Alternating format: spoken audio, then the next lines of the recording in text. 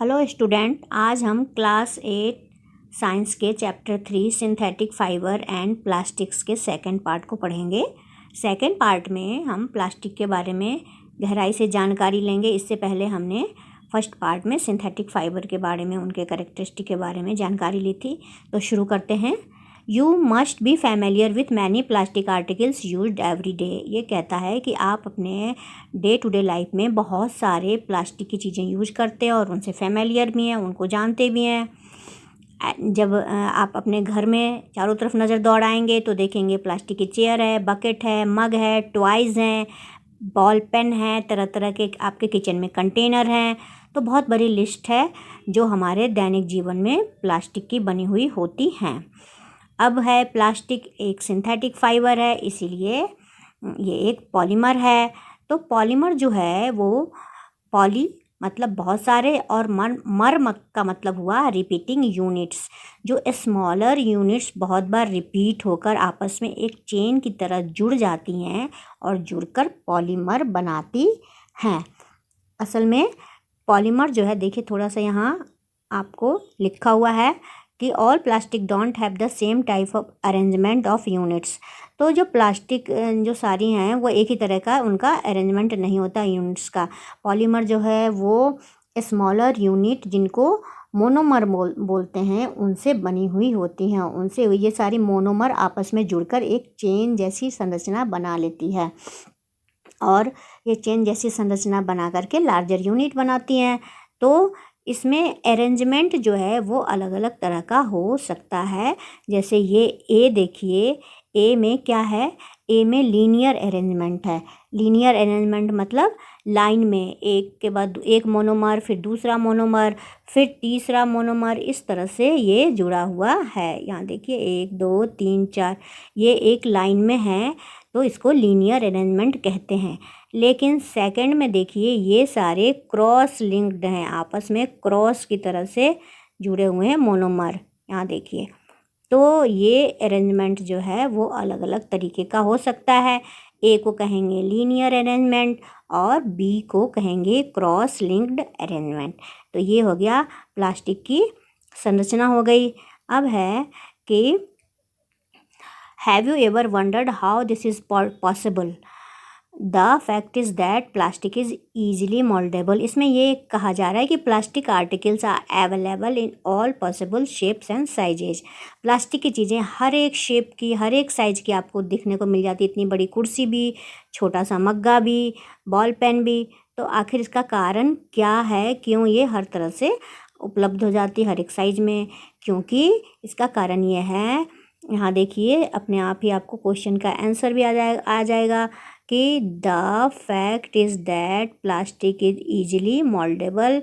Plastic जो है easily mould हो जाता है। मोल्ड होने का मतलब है किसी भी शेप में ढालना। जो भी हमारा रिक्वायर्ड शेप है, जिस शेप में हम उसको ढालना चाहते हैं, वो ढल जाता है। Plastic can be recycled. Plastic को रिसाइकल भी कर सकते हैं। ये मतलब एक बार यूज करके वो टूट फूट गया तो फिर दोबारा उसको रिसाइकिल कर सकते हैं। रीयूज्ड, दोबारा से यूज़ कर सकते हैं। कलर्ड, उसको रंग भी दे सकते हैं। तो इस तरीके से प्लास्टिक को हर तरीके से हम ढाल सकते हैं। रोल्ड इनटू शीट्स, शीट भी बना सकते हैं इसकी। पिघलाकर हम अनेक रूपों में उसको बना सकते हैं। यही कारण है कि प्लास्टिक जो है आपको चारों तरफ दिखती है और उनमें इतनी वैरायटी मिल जाती है। अब है पॉलीथीन के बारे में थोड़ी सी जानकारी है। पॉलीथीन, आप हर एक जो शब्द इस तरह के आ रहे हैं उनको आप ध्यान से देखिए। क्वेश्चन आ सकता है कि पॉलीथीन क्या है। Polythene, poly plus ethene. हर जगह पॉली का आप याद रखिए, मोनो मतलब एक होता है, पॉली मतलब बहुत। तो पॉलीथीन, पॉली यानी बहुत से ethene. Polythene is an example of a plastic. It is used for making commonly used polythene bags. जो पॉलीथीन बैग आप डे टू डे लाइफ में यूज़ करते हैं, हर सामान ही पॉलीथीन में लेके आते हैं, तो ये इथीन जो है मोनोमर, उससे बहुत बार जुड़कर उसने पॉलीथीन बनाया है। इथीन मोनोमर के जुड़ने से पॉलीथीन बना है।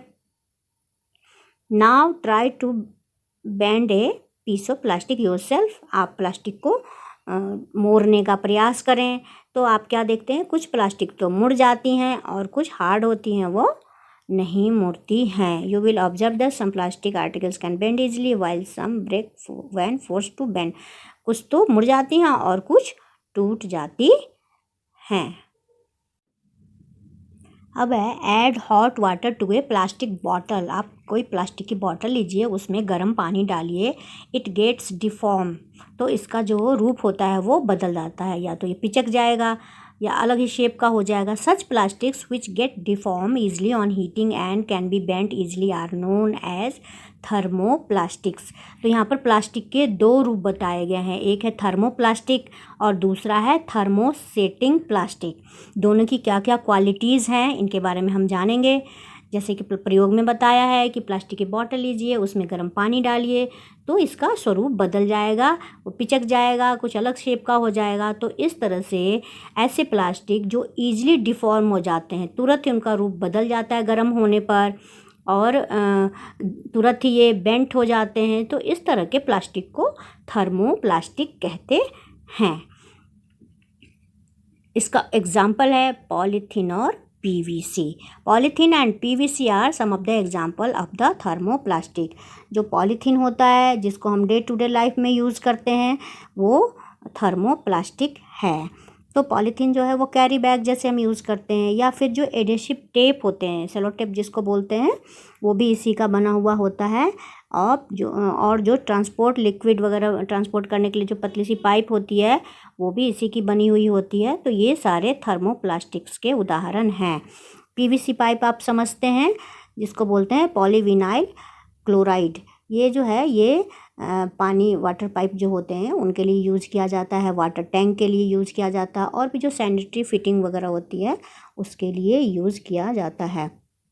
कहीं कहीं जूते की सोल भी इससे बनाई जाती है, सैंडल वगैरह होते हैं ना, तो उनके सोल बनाए जाते हैं। They are use for manufacturing twice भी बनते हैं, कॉम जो हम कंघे इस्तेमाल करते हैं, और डिफरेंट काइंड के कंटेनर जो होते हैं वो इनसे बनते हैं। तो ये हो गया, ये सारे उदाहरण जो हो गए वो थर्मोप्लास्टिक्स के हो गए। मतलब वो ईजिली बेंट हो जाते हैं और गर्म होने पर हीट देने पर ये ईजिली डिफॉर्म हो जाते हैं, ये अपना रूप बदल लेते हैं। अब दूसरा है thermosetting plastic. On the other hand there are some plastics which when moulded once can not be soften by heating. कुछ अलग तरह के होते हैं प्लास्टिक जो एक बार जिनको जिस रूप में ढाल दिया गया उसके बाद ये हीट करने पर सॉफ्ट नहीं होते हैं। तो ऐसे प्लास्टिक की भी ज़रूरत है जो अपना रंग रूप गर्मी लेने पर बदले ना। 2 example are bakelite and melamine. ये 2 एग्जाम्पल हैं इनके, बेकेलाइट और मेलामाइन। याद रखिए, जैसे पहले याद किया था वैसे इनके एग्जाम्पल याद रखेंगे आप। ये है बेकेलाइट हो गया और melamine. Bakelite is a poor conductor of heat and electricity. अब बेकेलाइट की खूबी क्या है कि ये जो है ऊष्मा का यानी हीट का और इलेक्ट्रिसिटी का बैड कंडक्टर है। गुड कंडक्टर बैड कंडक्टर आपने पढ़ा है ना, जो अपने अंदर से होकर के हीट को या इलेक्ट्रिसिटी को पास नहीं होने देती, वो हो गई पुअर कंडक्टर या बैड कंडक्टर। तो बेकेलाइट का ये बहुत बड़ा गुण है। इसके कारण it is use for making electrical switches, handles of various utensil etcetera. तो इस गुण के कारण इसका इलेक्ट्रिक जो बिजली के स्विच होते हैं, जो बिजली के प्लग होते हैं, तो इन सब का के ऊपर जो प्लास्टिक की कवर चढ़ी होती है स्विच वगैरह के ऊपर, वो बेकेलाइट की बनी हुई होती है। इसके अलावा जो हम किचन में यूटेंसिल्स इस्तेमाल करते हैं उसमें भी ये मेलामाइन, इसका जो एक दूसरा एग्जांपल है मेलामाइन, वो यूज होता है। Melamine is a versatile material, it resist fire and can tolerate heat better than other plastic. Melamine जो है वो बहुत ही वर्सेटाइल है, बहुत ही अच्छी तरह से भिन्न भिन्न तरह के इसके यूज होते हैं, और ये आग को बहुत ज़्यादा बर्दाश्त कर सकती है, टॉलरेट कर सकती है हीट को, बजाय दूसरे प्लास्टिक में। दूसरे प्लास्टिक इतनी हीट को टॉलरेट करने की शक्ति कम है, मेलामाइन की बहुत ज़्यादा है। It is use for making floor tiles. जो फ्लोर की टाइल्स होती है वो मेलामाइन से बनती है। किचन में जो मेलामाइन के अनब्रेकेबल डिनर सेट वगैरह आपने देखा होगा अपने घरों में, तो वो मेलामाइन की बनी होती है। या फिर डेकोरेटिव ऑब्जेक्ट्स वगैरह होते हैं। और जो सबसे इम्पोर्टेंट ये क्वेश्चन भी आता है, जो फायर मैन होते हैं उनके जो कपड़े होते हैं वो भी मेलामाइन के बने हुए होते हैं, क्योंकि ये बहुत ज़्यादा हीट को टॉलरेट करने वाला प्लास्टिक है। अब है plastic as material of choice. Plastic जो है, today we think of storing a food item, water, milk, pickles, dry fruit etc. Plastic container seem most convenient. हाँ, ये तो है, दिया है, इसका हेडिंग ही है plastic as material of choice. हम लोगों की चॉइस बन गई है प्लास्टिक, क्योंकि हम किसी भी चीज़ को, चाहे दूध हो, लिक्विड हो मतलब वाटर, मिल्क, या फिर कुछ ड्राई फ्रूट हो या पिकल्स हो, सबके लिए जो कंटेनर पहले मेटल के हर चीज़ में हम रखते थे, वो उसकी जगह प्लास्टिक ने ले लिया है। This is because of their light weight, lower price, good strength and easily handling. कोई भी चीज़ पॉपुलर होती है तो कुछ ना कुछ उसमें खासियत होती है, तभी वो सबकी पसंद बन जाती है। तो प्लास्टिक इसलिए सबकी पसंद बन गई कि उसमें कुछ खास गुण हैं। जैसे है प्लास्टिक आर लाइट, बहुत ही वो हल्की होती है, वेट नहीं होता। आप इसका अनुमान इसी से लगा सकते हैं कि जो थर्मोकोल होता है, जब आप बाहर से फ्रिज खरीद कर लाते हैं, कोई भी सामान खरीद कर लाते हैं, तो वो एक अंदर में थर्मोकोल का ढांचा बना होता है, उसके अंदर फिट होता है। तो थर्मोकोल भी जो है एक तरह का प्लास्टिक ही है। आप देख लीजिए थर्मोकोल कितना हल्का होता है। उसी तरह से लोअर प्राइस, इसकी प्राइस जो है कम होती है, सबकी पहुंच में होता है ये। गुड स्ट्रेंथ, इसकी स्ट्रेंथ भी अच्छी होती है, यानी कि ये स्ट्रॉन्ग होता है। और ये ड्यूरेबल भी होता है। चीपर तो होता ही है, मेटल के अपेक्षा ज़्यादा सस्ता तो होता ही है, और ये स्ट्रॉन्ग भी होता है और ड्यूरेबल भी, काफ़ी टाइम तक चलता है, टिकाऊ होता है। अब है being lighter as compare to metals, plastics are used in car, aircraft and space craft.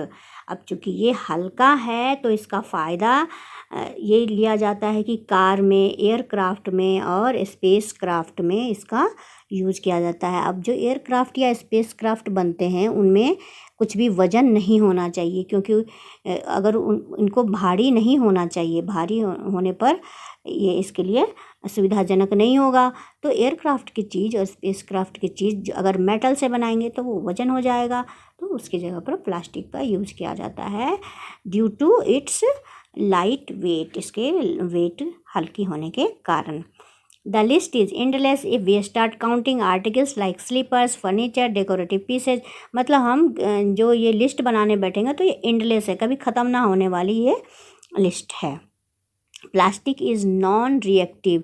अब ये गुण है कि प्लास्टिक जो है वो नॉन रिएक्टिव है, यानी बहुत कम रिएक्शन करती है।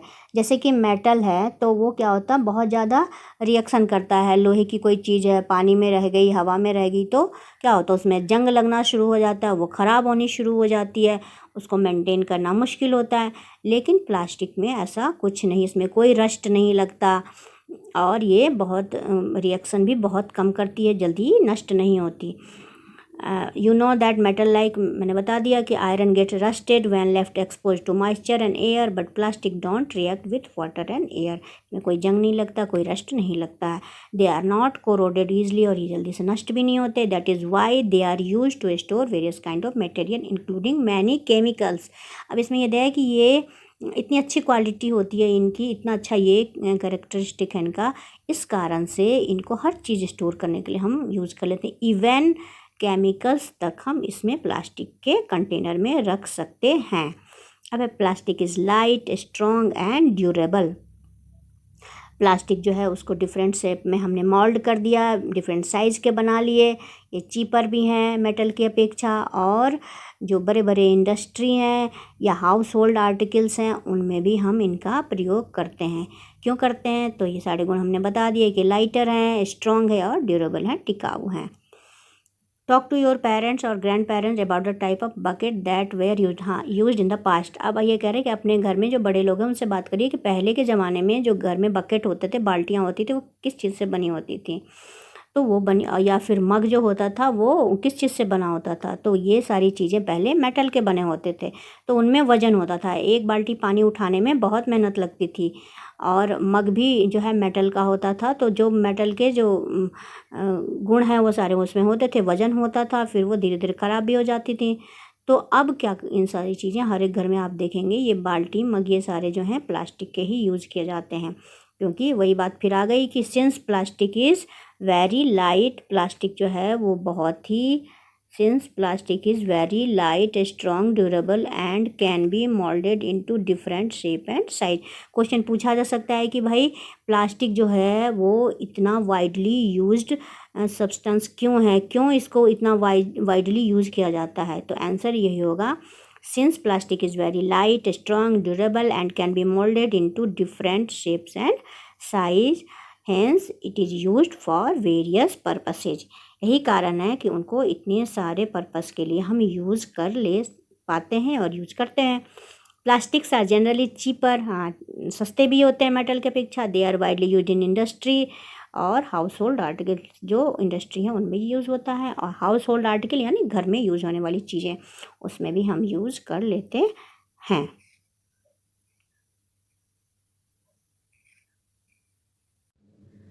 अब है plastics are poor conductors. You have learnt above that plastics are poor conductors of heat and electricity। आपने पहले पढ़ा है कि प्लास्टिक जो है वो हीट और इलेक्ट्रिसिटी का पुअर कंडक्टर है। पुअर कंडक्टर का मतलब हुआ ये अपने अंदर से हीट और इलेक्ट्रिसिटी को पास नहीं होने देते। दो तरह के कंडक्टर होते हैं, गुड कंडक्टर और बैड कंडक्टर या पुअर कंडक्टर। तो प्लास्टिक जो है वो पुअर कंडक्टर या बैड कंडक्टर कहलाता है इलेक्ट्रिसिटी का और हीट का। That is why electrical wires have plastic covering and handles of screwdrivers are made of plastic. यही कारण है कि जितने भी इलेक्ट्रिक वायर्स होते हैं उनकी कवरिंग जो होती है वो प्लास्टिक की, पीवीसी की बनी हुई होती है। जितने भी इलेक्ट्रिक वायर हैं उनका एक तरह से उनका कवरिंग जो है वो इंसुलेटर का होता है, पीवीसी का बना हुआ होता है, क्योंकि ये बैड कंडक्टर ऑफ इलेक्ट्रिसिटी है। इसी तरह से जो भी इलेक्ट्रिक स्विच है या इलेक्ट्रिक प्लग हैं या फिर इलेक्ट्रिकल स्विच है या जो भी इलेक्ट्रिकल सामान है उन सब का कवरिंग जो है वो प्लास्टिक का बना हुआ होता है।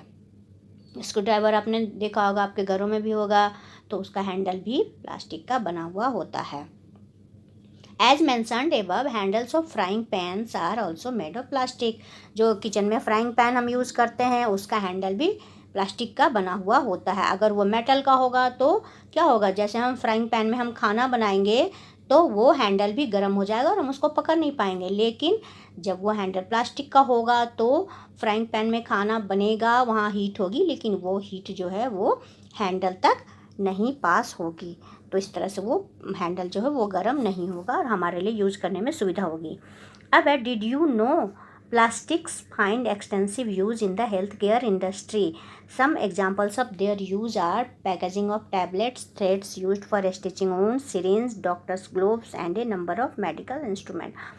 जैसे कि आपको पता है कि प्लास्टिक जो है वो हेल्थ केयर इंडस्ट्री में भी बहुत ही पॉपुलर है। बहुत सारे कामों में इसका यूज़ किया जाता है। जो हम टैबलेट्स रोज़मर्रा की ज़िंदगी में टैबलेट्स लाते हैं खाने के लिए, गोलियाँ, उनकी पैकेजिंग भी प्लास्टिक में ही की जाती है।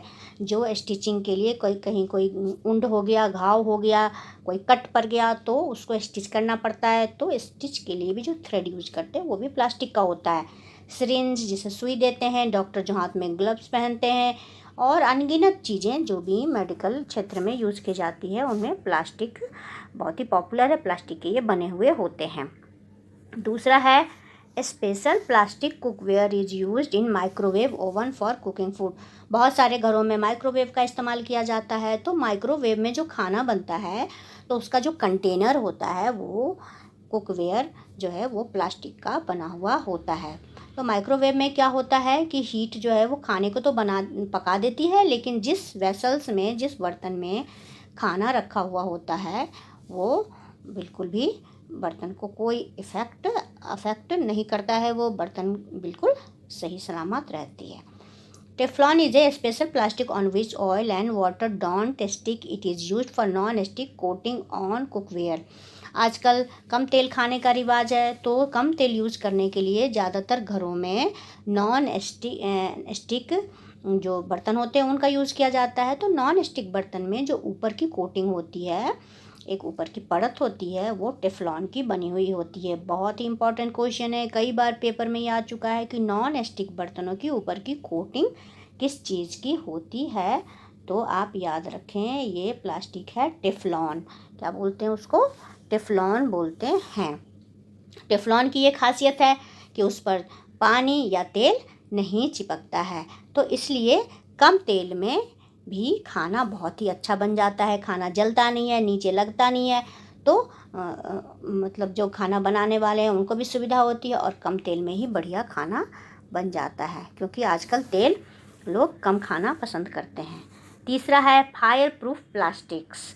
कुछ ऐसे प्लास्टिक हैं जो आग से भी इनका कुछ नहीं बिगड़ता, उनको फायर प्रूफ प्लास्टिक कहते हैं। ऑल दो synthetic fibre catches fire easily, it is interesting to know that the uniform of firemen have coating of melamine plastic to make them flame resistant। ऐसे तो कहा जाता है कि प्लास्टिक जो है वो फायर कैचिंग होता है, जैसे ही इसमें आग लगी ये बिल्कुल ही मेल्ट हो जाता है। लेकिन इंटरेस्टिंग बात ये है कि जो फायरमैन होते हैं उनका जो यूनिफॉर्म होता है उसके ऊपर मेलामाइन प्लास्टिक की कोटिंग होती है। तो क्योंकि मेलामाइन प्लास्टिक जो है उसकी खासियत है कि ये फ्लेम रेसिस्टेंट होता है, ये आग को टॉलरेट करने की बहुत इसमें क्षमता होती है, जल्दी ये इस पर आग का प्रभाव नहीं पड़ता है। आगे बढ़ते हैं हम, प्लास्टिक्स एंड द इन्वायरमेंट। बहुत ही इंटरेस्टिंग टॉपिक है ये, प्लास्टिक और इन्वायरमेंट। इतनी सजगता आजकल आ गई है, आपके स्कूलों में भी इससे जुड़े हुए बहुत सारी एक्टिविटी होती है कि भाई अपने इन्वायरमेंट को प्लास्टिक से कैसे बचाया जाए, क्या क्या एक्टिविटीज़ हम कर सकते हैं, स्लोगन लिखते हैं हम, बहुत सारी एक्टिविटीज़ इससे रिलेटेड हम स्कूलों में करते हैं। तो आइए इसको अच्छी तरह से समझें। When we go to the market, we usually get things wrapped in plastic और packed in polythene bags। जब हम मार्केट जाते हैं तो हमें बहुत सारी चीज़ें जो हैं वो प्लास्टिक में, सब्ज़ी लेने जाते हैं, सब्ज़ी वाला हमें प्लास्टिक की थैली में सब्ज़ी दे देता है, या फिर दुकानों में कोई चीज़ लेने जाते हैं वो हमें पॉलीथीन बैग पकड़ा देते हैं। हमें भी सुविधा होती है, हम सामान लेकर चले आते हैं। That is one reason why plastic waste keeps getting accumulated in our homes. यही कारण है कि हमारे घरों में प्लास्टिक जो है वो जमा होने लगता है। Ultimately plastic finds it way to the garbage disposal of plastic is a major problem. और धीरे धीरे ये प्लास्टिक का कचरा हमारे घरों में जमा हो जाता है और इसको डिस्पोज ऑफ करने की बड़ी प्रॉब्लम होती है। A material which gets decomposed through natural process such as action by bacteria is called biodegradable। तो इसमें दो चीज़ें बताई गई हैं, बायोडिग्रेडेबल और नॉन बायोडिग्रेडेबल। ये क्वेश्चन आ सकता है कि कौन से मैटर बायोडिग्रेडेबल हैं, कौन सी ऑब्जेक्ट बायोडिग्रेडेबल नहीं है। तो इनको अच्छी तरह से समझ लीजिए कि ऐसा मटेरियल जो नेचुरल प्रोसेस के थ्रू बैक्टीरिया के एक्शन के फलस्वरूप नष्ट हो जाते हैं, डिकम्पोज हो जाते हैं, उनको कहते हैं biodegradable material. A material which get decompose, ये लाइन पूरी आपको लिखनी है, ये देखिए। A material which gets decomposed through natural process such as action by bacteria is called biodegradable material। तो बैक्टीरिया के एक्शन के थ्रू, आपने इससे पहले इसके बारे में पढ़ा है, बैक्टीरिया कैसे कैसे डिकम्पोजिशन का काम करती है, तो डिकम्पोज करके उसको ख़त्म कर देती है, तो वो हो गई biodegradable material.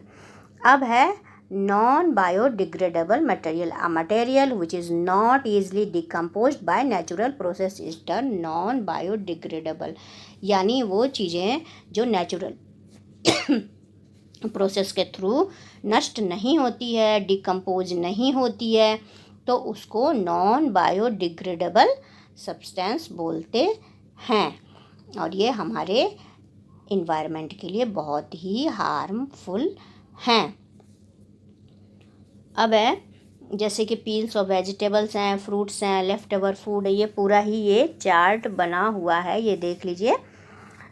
Type of waste है और उसका कितना टाइम इसको नष्ट होने में, डिकम्पोज होने में लगता है, और नेचर ऑफ मटेरियल। तो peels of vegetable, fruit, left over, जो भी लेफ़्ट ओवर फूड है, मतलब खाना बच गया, और जो भी सब्जियों फलों के छिलके हैं, इनको 1 से 2 वीक में ये बायोडिग्रेडेबल हैं, नष्ट होकर डिकम्पोज हो जाते हैं। दूसरा है पेपर, जो कि 10 से 30 दिन लेता है, ये भी बायोडिग्रेडेबल है, यानी नष्ट होकर डिकम्पोज हो जाता है। कॉटन क्लॉथ है, वो 2 से 5 महीने में बायोडिग्रेडेबल है और नष्ट हो जाता है। ऊन को टाइम लगता है थोड़ा, लेकिन ये 10 से 15 साल में ये भी डिकम्पोज होता है, बायोडिग्रेडेबल की ही श्रेणी में आता है। वुलन क्लॉथ, ऊनी कपड़े, ये 1 साल के अंदर डिकम्पोज हो जाता है, अगर हम इनको डिकम्पोज करने के लिए रखें। लेकिन इससे आगे के 2 कैटेगरी हैं, tin, aluminium and other metal cans, इन 100 से 500 साल लगते हैं, और ये हैं नॉन बायोडिग्रेडेबल, यानी ये नष्ट नहीं होते। इसी तरह से नीचे प्लास्टिक बैग, नॉन बायोडिग्रेडेबल। तो ये दोनों जो हैं, ये नॉन बायोडिग्रेडेबल की श्रेणी में आते हैं। अब इसके आगे हम देखते हैं। अब since plastic takes several years to decompose, it is not environment friendly. क्योंकि प्लास्टिक जो है बहुत टाइम लेता है डिकम्पोज होने में, तो ये इन्वायरमेंट के लिए सही नहीं है। इट कॉजेज इन्वायरमेंटल पॉल्यूशन, और इसकी वजह से हमारा इन्वायरमेंट जो है पॉल्यूटेड होता है। Besides the burning process in the synthetic material is quite slow and it does not get completely burned easily. अगर इसको बर्न भी किया जाए तो वो प्रोसेस स्लो है और ये कम्प्लीटली बर्न नहीं होता है। इन the process it releases lots of poisonous fumes into the atmosphere causing air pollution. और क्या होता है, अगर इसको हमने जला भी दिया है तो जलाने से क्या होता है, बहुत सारा टॉक्सिक गैस निकलता है, स्मोक निकलता है, जिससे एयर पॉल्यूशन की समस्या हो जाती है। हवा जो है वो प्रदूषित हो जाती है, पॉल्यूटेड हो जाती है। How can this problem be solve? इस प्रॉब्लम को हम सॉल्व कैसे कर सकते हैं? Have you ever seen a garbage dump where animals are eating garbage? In the process of eating the food waste they swallow materials like polythene bag and wrappers of food. Can you imagine the consequences? The plastic material chokes the respiratory system of these animal, forms a lining in the stomach and can be the cause of death. तो इसमें ये दिया है कि कभी आपने देखा है कि जहाँ पे गार्बेज डंप किया जाता है, यानी कूड़ा करकट फेंका जाता है, वहाँ पे बहुत सारे एनिमल जो हैं उनसे खाते रहते हैं। आपने अक्सर आस पड़ोस में देखा होगा। तो क्या होता है, यहाँ कई बार हम क्या करते हैं, खाना फेंकते तो हैं, साथ में पॉलीथीन बैग भी, अगर किसी रोटी वोटी फेंकनी है तो पॉलीथीन बैग में रख दिया, रोटी फेंक दी, या इसी तरह की और चीज़ें फेंक दी, प्लास्टिक की चीज़ें। तो जब ये गाय या और दूसरे जंतु जब इसको खाते हैं तो वो खाने के साथ, अपने फूड के साथ साथ पॉलीथीन को भी खा जाते हैं, जिससे कई बार क्या होता है कि इनका रेस्पिरेटरी सिस्टम जो है वो चोक हो जाता है, बिल्कुल बंद हो जाता है, या फिर पेट में, स्टोमक के अंदर भी ये पॉलीथीन जो है वो बहुत कुछ गड़बड़ कर देता है, जिससे कि क्या होता है, कई बार इन जानवरों की बहुत ही दर्दनाक मौत भी हो जाती है। तो ये इनके लिए भी बहुत ही खतरनाक है। The poly bag carelessly thrown here and there are responsible for clogging the drain too. Sometimes we are very careless and throw the wrappers of chips, biscuits and other eatable on the road or in the park or picnic places. Should we not think twice before doing so? As a responsible citizen, what measure do you suggest to keep public places clean and free of plastic? मतलब इनके hazards बता रहे हैं क्या क्या समस्याएं ये plastic कर सकता है। सुविधाएं तो दी हैं इसने, लेकिन इसकी वजह से बहुत सारी समस्याएं भी पैदा हो गई। आपने यहाँ पढ़ा एयर पॉल्यूशन के बारे में। अब ये है कि कई बार क्या होता है, प्लास्टिक वेस्ट जो है उनको हम पानी में, नाली में फेंक देते हैं। तो इसकी वजह से क्या होता है कि नालियाँ जो हैं, ड्रेनेज सिस्टम भी गड़बड़ हो जाती है, जगह जगह पानी जमा होने लगता है। और अगर कहीं हम घूमने गए, वहाँ बहुत अच्छा तालाब है, पॉन्ड है, तो हम क्या करते हैं, खा पी कर चिप्स का पैकेट धीरे से गिरा दिया वहाँ, तो वो भी जो है वाटर पॉल्यूशन भी होता है।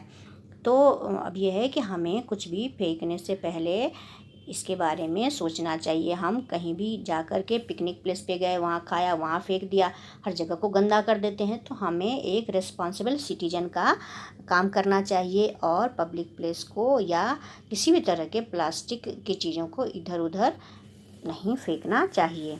अब देखिए, avoid the use of plastic as far as possible. अब ये कहा गया है कि जब हमने देख लिया कि भैया इससे तो बड़ी समस्या हो रही है, ये तो एयर पोल्यूशन कर रहा है, वाटर पोल्यूशन कर रहा है, अगर इनको लैंडफिल में भर दिया तो वहाँ भी सॉइल पोल्यूशन हो रहा है।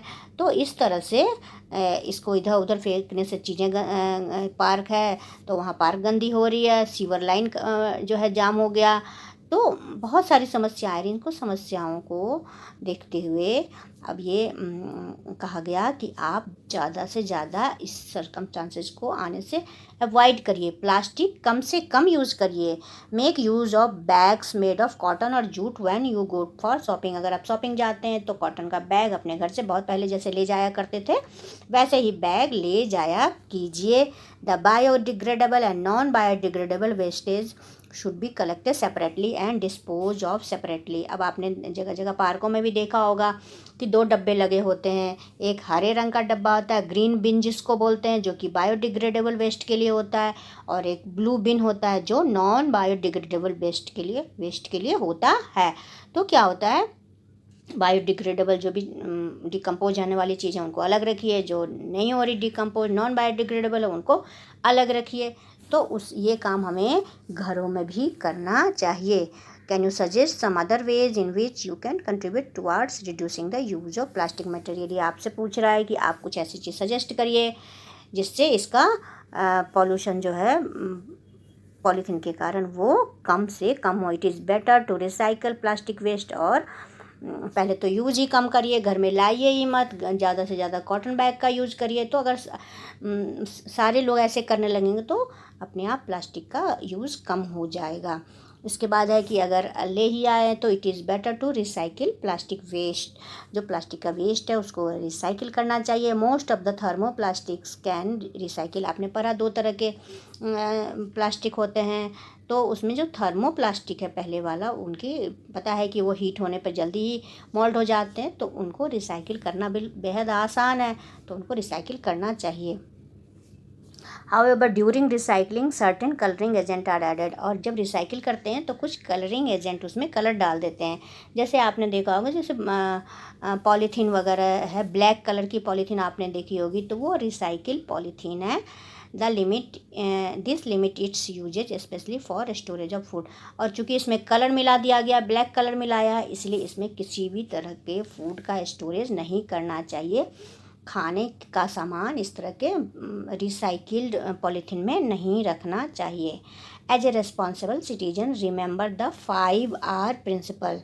आपको 5R का प्रिंसिपल याद रखना चाहिए। आर से बना reduce, reuse, recycle, recover and reuse.